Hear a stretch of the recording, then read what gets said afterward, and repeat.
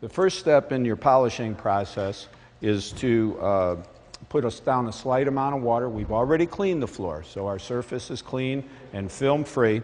We're going to put down a light amount of water, just enough to keep the dust down and to lubricate the pad so that it runs smoothly over the surface. The key is also you don't want the water to dry out. So if it does start getting a little dry, I will add water to it.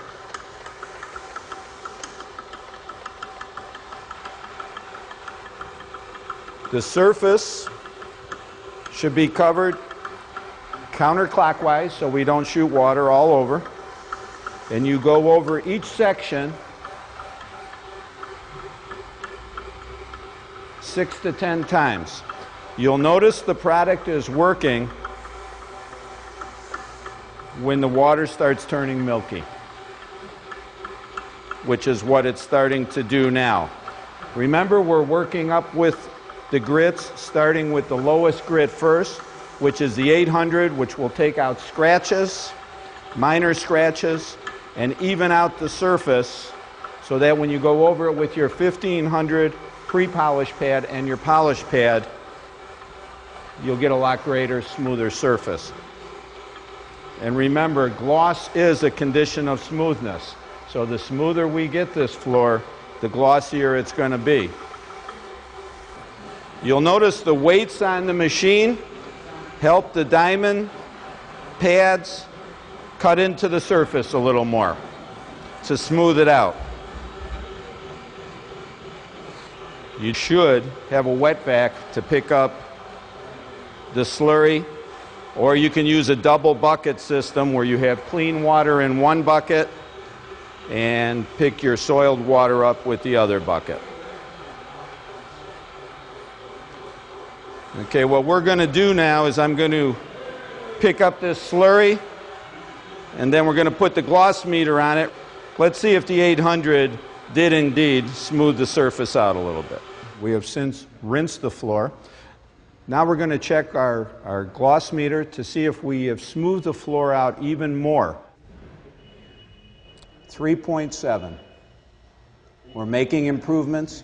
Now we're going to go with the 1500 grit. What we're going to do is repeat the process that we use for the 800 grit. I have put water on the floor. I'm going to add the weights to the machine.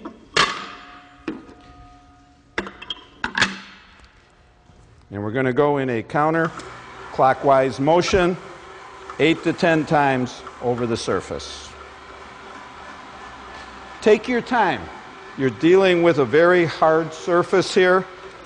It does not respond as fast as you might be used to on vinyl composition floor or a floor finish.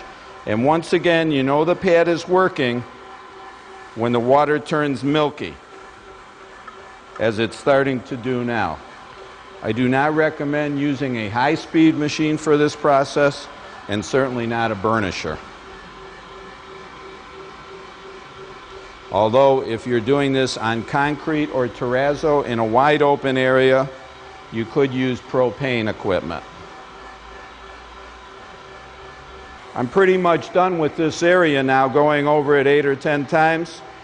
I'm going to pick up this slurry, I'm going to rinse it, and we're going to see how our gloss is after using the 1500 grit.